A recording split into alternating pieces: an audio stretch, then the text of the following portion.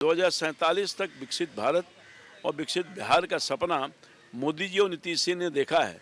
तो तेज रफ्तार से बिहार आगे बढ़े, किसान आगे बढ़े, उनकी आमदनी और ज़्यादा बढ़े, उसके लिए हमको काम करना पड़ेगा। माई बहन योजना तो कौन योजना, जो घर में अपनी बहन को न्याय नहीं दे सकता है वो क्या बात करेगा भाई। परिवारवाद को अगर किसी ने देश के सामने, दुनिया के सामने उदाहरण पेश किया है तो कांग्रेस पार्टी है, राष्ट्रीय जनता दल पार्टी है। नीतीश कुमार के पास हर बार गृह विभाग हुआ करता था, वहीं अब सम्राट चौधरी के पास गृह विभाग आ गया है। इसको लेकर विपक्ष कह रहा है कि नीतीश भले ही सीएम हो, लेकिन अब भाजपा सरकार चलाएगी और दिल्ली के इशारों पर होगा जो। अच्छा सुनिए ना, विपक्ष के कहने के लिए कुछ है?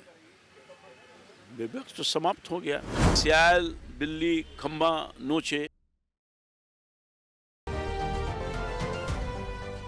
नमस्कार, स्वराज पोस्ट देख रहे हैं आप, मैं हूं आपके साथ आभा। अभी हमारे साथ मौजूद है दानापुर से विधायक और नई सरकार में कृषि मंत्री बनाए गए रामकृपाल यादव जी। सबसे पहले तो सर आपका बहुत बहुत स्वागत है हमारे स्वराज पोस्ट चैनल में। बहुत धन्यवाद। आप दानापुर से विधायक हैं और अब मंत्री बनाए गए हैं, इसको आप कैसे देखते हैं और आपकी पहली प्राथमिकता क्या रहेगी? सबसे पहले तो मैं अपने महान जनता दानापुर के प्रति आभार व्यक्त करना चाहता हूं, जिन्होंने बहुत आशीर्वाद दिया और वहां से प्रतिनिधि चुनकर विधानसभा में भेजने का काम किया। वहीं मैं आभार व्यक्त करना चाहता हूं अपने नेतृत्व का और माननीय मुख्यमंत्री का, विशेष तौर पर जिन्होंने बिहार सरकार में मंत्री का पद दे करके एक बड़ा दायित्व देने का काम किया है। और ख़ास तौर पर जो भी कि कृषि मंत्रालय बहुत ही इम्पॉर्टेंट है, बहुत महत्वपूर्ण है देश के लिए भी और अपने प्रदेश के लिए भी। कृषि प्रधान देश है, कृषि प्रधान प्रदेश है, तो यहाँ का जो अर्थव्यवस्था है वो किसानों से जुड़ा हुआ है।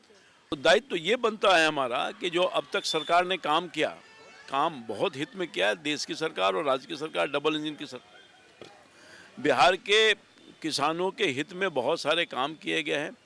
चाहे वो जो उनको मिलता था राशि, उसकी राशि बढ़ा दी गई। पहले 6,000 मिलता था प्रत्येक किसान को, अब वो 9,000 रुपये की राशि कर दी गई है।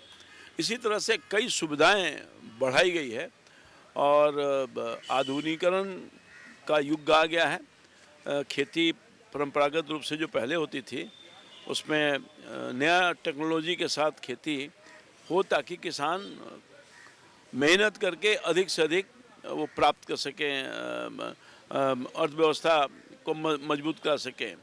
तो वो सब के तरफ भी सरकार का बड़ा खासतौर पर माननीय मुख्यमंत्री का रोड मैप है, कृषि रोड मैप।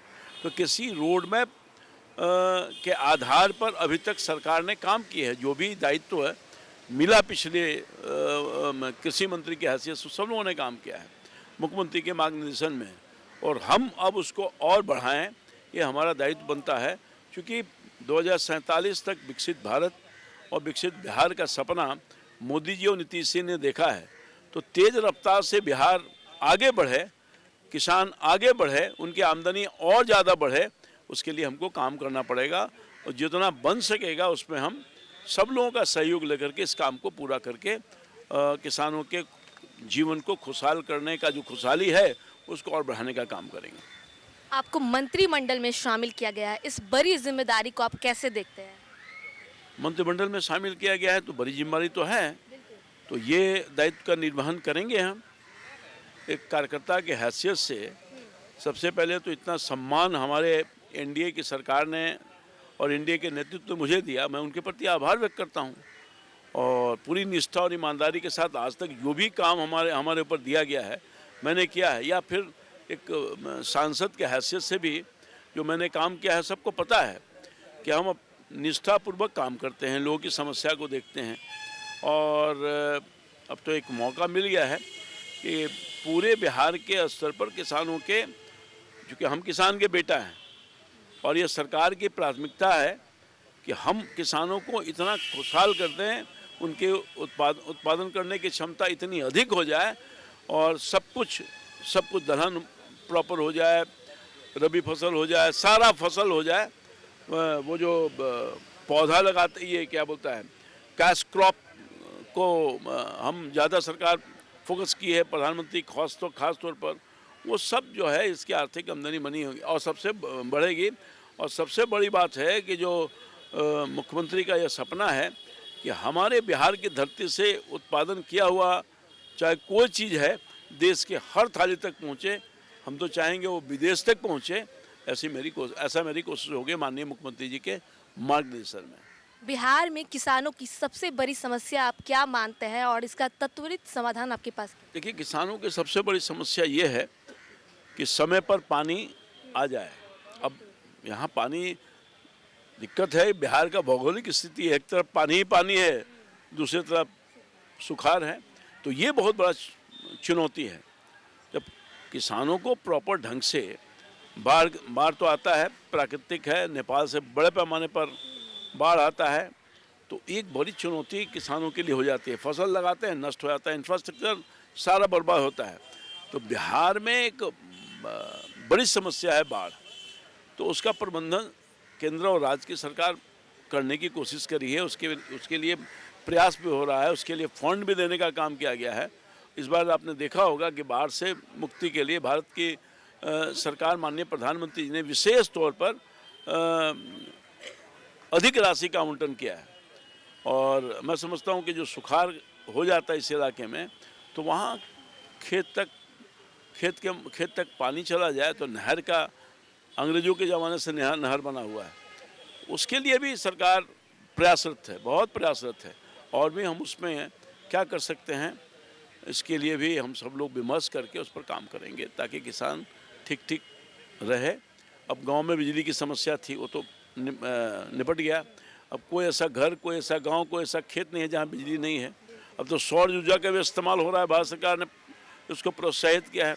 मुफ्त में सौर ऊर्जा लगाने के लिए सरकार गांव के लोगों को प्रोत्साहित कर रही है। हर घर पर सौर ऊर्जा से बिजली सप्लाई हो, उसके लिए काम कर रही है। सब्सिडी ग्रांट देने का काम कर रही है, बहुत कुछ कर रही है।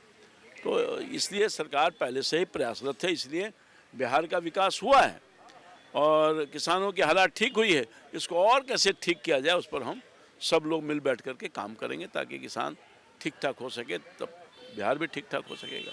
इन सब से हट के बात कर ले तो जहां नीतीश कुमार के पास हर बार गृह विभाग हुआ करता था, वहीं अब सम्राट चौधरी के पास गृह विभाग आ गया है। इसको लेकर विपक्ष कह रहा है कि नीतीश भले ही सीएम हो, लेकिन अब भाजपा सरकार चलाएगी और दिल्ली के इशारों पर होगा जो। अच्छा सुनिए ना, विपक्ष के कहने के लिए कुछ है? विपक्ष तो समाप्त हो गया, जनता ने उनको वोट आउट कर दिया, वोट के माध्यम से आउट कर दिया। अब ये कुछ न कुछ कहेंगे ना भाई, खिसियाल बिल्ली खम्बा नोचे, वही काम कर रही है। अब तो मुख्यमंत्री का सपना पूरा नहीं हो पाया, न होगा कभी। प्रतिपक्ष के नेता भी बन गए मुश्किल से, वो भी सफाया था। पैरवी करना पड़ता है कि हमको प्रतिपक्ष के नेता के रूप में मान्यता दे दीजिए। तो ये हालत है विपक्ष का, इसलिए उस पर कोई भरोसा तो किया नहीं। माई बहन योजना तो कौन योजना, जो घर में अपनी बहन को न्याय नहीं दे सकता है वो क्या बात करेगा भाई? माई बहन योजना के बाद कौन भरोसा करेगा भाई? सब ठगाया हुआ है। और अब नीतीश कुमार जी और एनडीए के मोदी जी की सरकार काम की है, भरोसा है लोगों को यही काम करेगी। 20 साल से तो काम यही कर रही है। एक तो रिकॉर्ड कायम कर दिया ना माननीय मुख्यमंत्री जी ने, इतने लंबे अरसों तक लगातार कोई मुख्यमंत्री रहा नहीं प्रदेश में, 10वीं बार बन गए। तो जनता तो प्यार करती है इसलिए कि काम करते हैं ये। तो ये सब लॉ एंड ऑर्डर है या बहुत सारे भ्रष्टाचार, ये सब पर अंकुश लगाया है नीतीश। परिवारवाद को लेकर भी खूब बोल रहे हैं विपक्ष। क्या बोल रहे हैं कि परिवारवाद भाजपा अपने एनडीए। अच्छा, विपक्ष क्या बोलेगी? या कांग्रेस पार्टी हो या कोई दल हो, उसके बाद बोलने के लिए परिवारवाद को अगर किसी ने देश के सामने, दुनिया के सामने उदाहरण पेश किया है तो कांग्रेस पार्टी है, राष्ट्रीय जनता दल पार्टी है, ये सब पार्टी है। क्या बोलेगी? ये लोग कुछ नहीं बोल पाएगा। एक आखिरी सवाल है, तेजस्वी को लेकर क्या कहिएगा? इतने दिन से काउंटिंग होने के बाद लगातार चुप हैं, अभी तक बाहर नहीं आए, उनको लेकर क्या कहिएगा? वो तो मेरे पुत्रवत, बहुत करीबी परिवार के सदस्य के रूप में मैं रहा हूँ वहाँ पर। तो मेरा उनके लिए शुभकामना है। खूब मंथन करिए, मंथन कर रहे होंगे, हार के कारणों की समीक्षा कर रहे होंगे, अच्छी बात है। तभी ना आगे बढ़िएगा। जो कमी है उसको दूर करिए, तो वही कर रहे होंगे।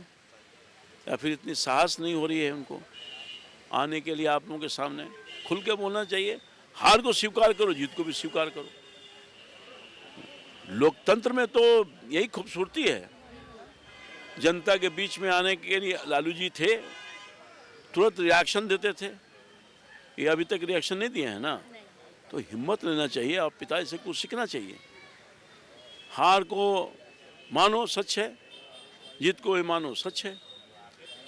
और लोकतंत्र में तो यही है, जो मैंडेट मिलता है किसी नेता को, उसको आदर करो, आदर करना चाहिए। और आगे आप कैसे बढ़िएगा, लोगों का विश्वास जीतने की कोशिश करनी चाहिए। ये मेरा सुझाव होगा। मेरा पुत्र भी है वो। बहुत बहुत धन्यवाद। तो सुना आपने, हमने राम कृपाल जी से बातचीत की, इन्होंने क्या कुछ कहा और आपने सुना होगा। बहरहाल आपके इस घर पर क्या राय है हमें कमेंट करके ज़रूर बताएं। वीडियो को लाइक करें, चैनल को सब्सक्राइब करें। कैमरा पर्सन राजेश के साथ आभा, स्वराज पोस्ट, पटना।